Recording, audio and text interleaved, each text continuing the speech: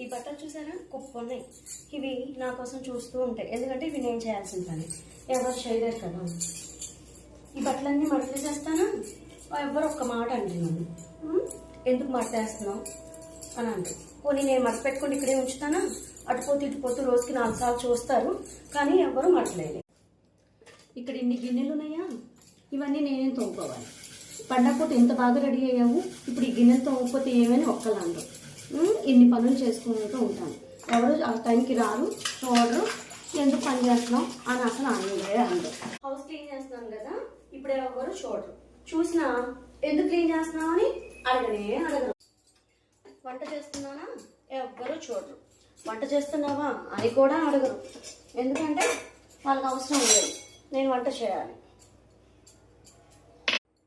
అమ్మయ్యా, ఇంటి పని అయిపోయింది, వంట పని అయిపోయింది, కాసేపు ఇంకా రిలాక్స్ అవుదాం. ఏం చేస్తున్నావు? 24 గంటలు అదే ఫోన్లో మునిగిపోతావా? ఇంకేం పని లేదా నీకు? చూసారా, ఇంటి పని చేశాను, బట్టలు మడత పెట్టాను, అంట్లు తోమాను, ఇల్లు చిమ్మి శుభ్రం చేశాను, వంట చేశాను, అప్పుడెవరూ చూడరు. ఎందుకు పని చేస్తా అందు. ఇలా ఫోన్ పట్టుకున్నానో లేదో అలా కేకలు వినిపిస్తాయి. మీ ఇంట్లో కూడా ఇదే సిచ్యువేషన్ క్రియేట్ అవుద్దా అండి? Please subscribe my channel.